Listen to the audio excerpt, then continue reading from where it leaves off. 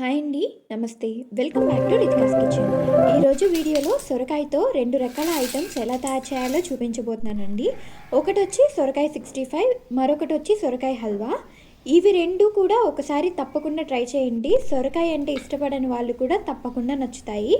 అంతేకాక సొరకాయతో చేసామని చెప్పే వరకు తెలియదన్నమాట. సో ఇక ఆలస్యం చేయకుండా ఎలా తయారు చేయాలో ఇప్పుడు చూసేద్దాం. సొరకాయ 65 కోసం ముందుగా సొరకాయని తీసుకోవాలి.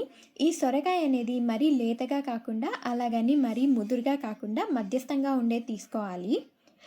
ఇలా తీసుకున్న సొరకాయని మనకి ఎంత క్వాంటిటీ కావాలో అంతవరకు కట్ చేసుకుందాం. ఇలా కట్ చేసుకున్న పార్ట్ని పీల్ చేసుకొని ఒకసారి వాష్ చేసుకుందాం. నెక్స్ట్ దాని వెనుక భాగాన్ని కట్ చేసి ఇలా చూపించిన విధంగా ముక్కలుగా కట్ చేసుకోవాలి. ఇలా కట్ చేసుకున్న ముక్కలకి మధ్యలో ఉండే మెత్తటి పార్ట్ని చాక్తో కానీ లేదా స్పూన్తో కానీ తీసేసుకుందాం. చూసారా, ఈ విధంగా తీసుకోవాలన్నమాట. ఇలా మొత్తం అన్నిటికీ మధ్యలో పార్ట్ తీసేసి ఇలా చూపించిన విధంగా కట్ చేసుకుందాం. ఈ ముక్కలు అనేవి సన్నగా పొడవుగా పల్చటి స్లైసుల్లాగా కట్ చేసుకున్నామంటే 65 అనేది క్రిస్పీగా వస్తుందన్నమాట. చూసారా, ఈ విధంగా కట్ చేసుకోవాలి. ఇలాగే మొత్తం అన్ని పీసెస్ని కట్ చేసుకోవాలన్నమాట. అలాగే చూసారా, థిక్నెస్ అనేది ఈ విధంగా పల్చగా ఉండాలి. అదే మందంగా కట్ చేస్తే 65 అనేది మెత్తగా వస్తుంది. అందుకని అన్ని పీసెస్ ఇలా ఉండేలాగా కట్ చేసుకొని వీటిని మిక్సింగ్ బౌల్లో వేసుకుందాం. నెక్స్ట్ ఇందులోనే మనం తీసుకున్న ముక్కలకి సరిపడినంత కారం, తగినంత సాల్ట్, పావు స్పూన్ దాకా పసుపు, పావు స్పూన్ వరకు గరం మసాలా, అర స్పూన్ దాకా అల్లం వెల్లుల్లి పేస్ట్, కొంచెం రెడ్ ఫుడ్ కలర్, ఇది పూర్తిగా ఆప్షనల్ అండి. అలాగే 3/4 స్పూన్ వరకు నిమ్మరసం, లేదంటే దీనికి బదులుగా 1 స్పూన్ పెరుగు కూడా వేసుకోవచ్చు. ఇవన్నీ వేశాక ఈ స్పైసెస్ అన్ని ముక్కలకి పట్టేలాగా బాగా కలుపుకోవాలి. ఇలా చూపించిన విధంగా బాగా నొక్కుతూ కలిపామంటే సొరకాయలోని వాటర్ కంటెంట్ బయటకు వస్తుంది. చూసారా, ఈ విధంగా తడి వచ్చేలాగా కలుపుకున్న తర్వాత అందులో 1 టేబుల్ స్పూన్ దాకా మైదా పిండి, 2 టేబుల్ స్పూన్ల వరకు కార్న్ఫ్లోర్, అలాగే చివరగా 2 టేబుల్ స్పూన్ల దాకా బియ్యపిండి. ఈ బియ్యపిండి వేయడం వలన ఈ 65 అనేది క్రిస్పీగా వస్తుంది. నెక్స్ట్ మళ్ళీ ఇదంతా ముక్కలకి పట్టేలాగా బాగా నొక్కుతూ కలుపుకోవాలి. చూసారా, ఈ విధంగా వచ్చేలాగా కలుపుకోవాలన్నమాట. ఇలా కలుపుకున్న వాటిలో కొంచెం కొంచెంగా వాటర్ చల్లుకుంటూ జస్ట్ ఈ పిండి ముక్కలకి కోట్ అయ్యేలాగా కలుపుకోవాలి. వాటర్ ఎక్కువ పట్టవండి. ఎక్కువ వాటర్ వేస్తే డీప్ ఫ్రై చేసేటప్పుడు ఆయిల్ ఎక్కువ పీల్చుకుంటుందన్నమాట. అందుకని గట్టిగా ఎక్కువ వాటర్ వేయకుండా ఈ విధంగా కలుపుకున్నామంటే సరిపోతుంది. చూసారా, ఇలా ముక్కలకి పిండి కోట్ అయితే సరిపోతుంది. ఇలా మొత్తం అన్నీ కలుపుకున్నాక ఒకసారి సాల్ట్ చెక్ చేసుకుందాం.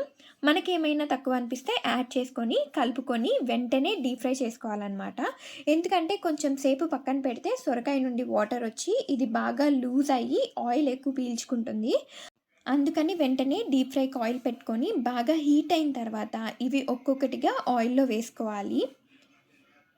ఇవన్నీ ఒక్కొక్కటిగా అంటుకోకుండా ఇలా విడివిడిగా ఆయిల్లో వేసుకుంటే చక్కగా ఫ్రై అవుతాయి అన్నమాట. అలాగే మొత్తం వేశాక స్టవ్ని మీడియం ఫ్లేమ్లో పెట్టుకొని ఒక 2 నిమిషాలు అలాగే వదిలేసి ఆ తర్వాత వీటిని తిప్పుకోవాలన్నమాట. అదే మనం కానీ వెంటనే తిప్పితే వాటికున్న కోటింగ్ ఊడిపోయి సరిగ్గా వేగవు. అందుకని కొంచెం వేగిన తర్వాత మాత్రమే తిప్పుకోండి. అలాగే ఇవి వేగడానికి కూడా కొంచెం టైం ఎక్కువే పడుతుంది. అందుకని ఓపిక్గా కలుపుకుంటూ స్టవ్ని కూడా లో టు మీడియం ఫ్లేమ్లో అడ్జస్ట్ చేసుకుంటూ మాత్రమే ఫ్రై చేసుకోవాలి. అదే హై ఫ్లేమ్లో చేస్తే పైకి మాడిపోయి లోపల సరిగ్గా వేగవు. ఇవి మెత్తగా వస్తాయన్నమాట. అందుకని కలుపుకుంటూ ఇవి ఈ విధంగా క్రిస్పీగా వచ్చే వరకు ఫ్రై చేసుకోవాలి. అలాగే ఫ్రై అయిన తర్వాత వీటిని జాలిగేటతో తీసి ఇలా ట్యాప్ చేస్తే ఎక్స్ట్రా ఆయిల్ మొత్తం దిగుతుందన్నమాట. సౌండ్ వింటుంటేనే అర్థమవుతుంది కదా ఎంత క్రిస్పీగా వచ్చాయో. ఇప్పుడు వీటిని టిష్యూ పరిచిన ప్లేట్లోకి వేసుకుందాం. అలాగే మొత్తం అన్నీ కూడా ఫ్రై చేసుకుందాం. చాలా సింపుల్ రెసిపీ కదా. ఈసారి తప్పకుండా ట్రై చేసి మీకు ఎలా వచ్చాయో మాకు కామెంట్ ద్వారా తెలియజేయండి.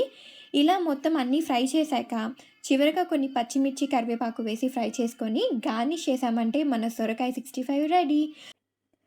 హల్వా తయారీ కోసం ముందుగా ఒక సొరకాయని తీసుకొని మనకు ఎంత క్వాంటిటీ కావాలో అంతవరకు కట్ చేసుకుందాం. ఇలా నేను ఒక సగం కాయని తీసుకున్నాను. నెక్స్ట్ దాన్ని పీల్ చేసుకొని బాగా వాష్ చేసుకుందాం. ఇలా వాష్ చేసిన తర్వాత వెనుక భాగాన్ని కట్ చేసి దాన్ని మళ్ళీ ఇలా సెంటర్లోకి కట్ చేసి చూపించిన విధంగా ముక్కలుగా కట్ చేసి పెట్టుకుందాం. ఇలా కట్ చేసుకున్న ముక్కలకి మధ్యలో మెత్తటి భాగాన్ని చాకుతో కానీ లేదా స్పూన్తో కానీ చూపించిన విధంగా సపరేట్ చేసుకోవాలి. ఇలా మొత్తం అన్నిటికీ తీసేసి గ్రేటర్తో పెద్ద హోల్స్ వైపు తురుముకుందాం. చూసారా, ఈ విధంగా తురుముకోవాలన్నమాట. ఇలా మొత్తం అంతా తురుముకున్న తర్వాత స్టవ్ మీద ప్యాన్ పెట్టుకొని అందులో 3 స్పూన్ల వరకు నెయ్యిని వేసుకొని హీట్ అయ్యాక కొన్ని జీడిపప్పు వేసి ఫ్రై చేసుకుందాం. ఇవి కొంచెం కలర్ మారాక కొన్ని ఎండు ద్రాక్ష వేసి ఫ్రై చేసుకోవాలి. ఇవి రెండు కూడా ఈ విధంగా ఫ్రై అయ్యాక ప్లేట్లోకి తీసుకొని మళ్ళీ అదే ప్యాన్లో మనం తురిమి రెడీగా పెట్టుకున్న సొరకాయ తురుముని ఏదైనా కప్పుతో కానీ లేదా గ్లాస్తో కానీ కొలిచి వేసుకుందాం. ఈ తురుముని కప్పుతో వేసేటప్పుడు కొంచెం ప్రెస్ చేస్తూ వేసుకున్నారంటే మనకి షుగర్ కొలత కరెక్ట్గా వస్తుందన్నమాట. సో ఇక్కడ నాకైతే 2 కప్పుల వరకు తురుము వచ్చింది. నెక్స్ట్ ఈ తురుము వేశాక ఒకసారి మొత్తం అంతా బాగా మిక్స్ చేసుకొని అలాగే స్టవ్ని కూడా లో ఫ్లేమ్లో ఉంచుకొని ఈ తురుము కొంచెం సేపు మూత పెట్టి మగ్గించుకుందాం. అలాగే ఈ సొరకాయ తురుము నుండి వాటర్ వచ్చే వరకు మధ్య మధ్యలో కలుపుతూ మగ్గించుకుందాం. కొంచెం సేపు మగ్గించిన తర్వాత ఇప్పుడు చూసారా, సొరకాయ నుండి ఈ విధంగా వాటర్ రావడం స్టార్ట్ అవుతుందన్నమాట. ఇలా వచ్చినప్పుడు ఒకసారి మొత్తం అంతా బాగా కలుపుకొని అలాగే స్టవ్ని కూడా మీడియం ఫ్లేమ్లో పెట్టుకొని ఈ వాటర్ తగ్గే వరకు మూత పెట్టి ఉడికించుకుందాం.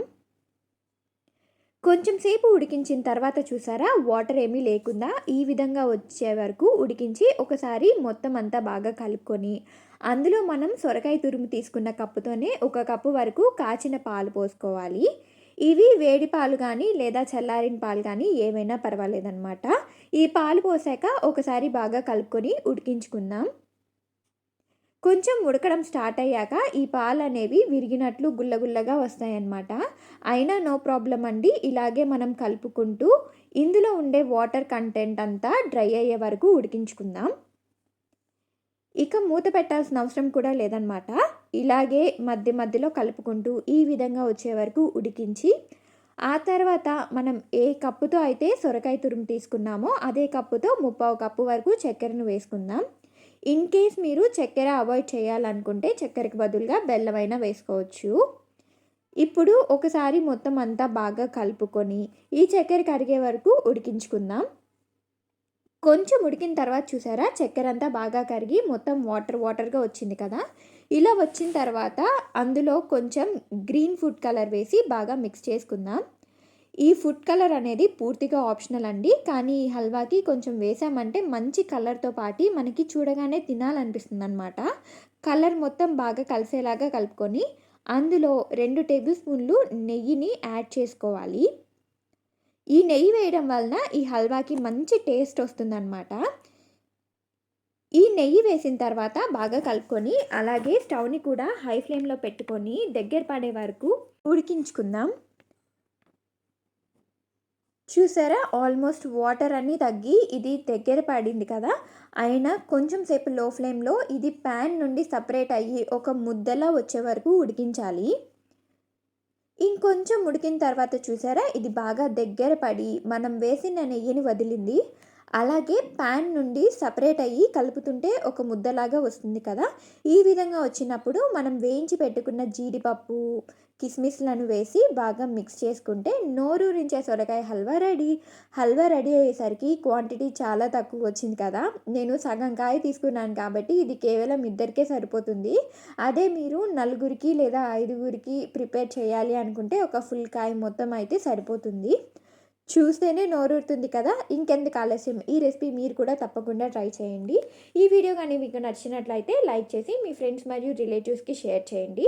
అలాగే మా ఛానల్ని ఫస్ట్ టైం చూస్తున్న వాళ్ళు కానీ లేదా ఇంతవరకు సబ్స్క్రైబ్ చేయని వాళ్ళు వెంటనే సబ్స్క్రైబ్ చేసుకుంటే మేము పోస్ట్ చేసే వీడియోలన్నీ మీరు మిస్ అవ్వకుండా చూసేయచ్చు. Thank you so much for watching.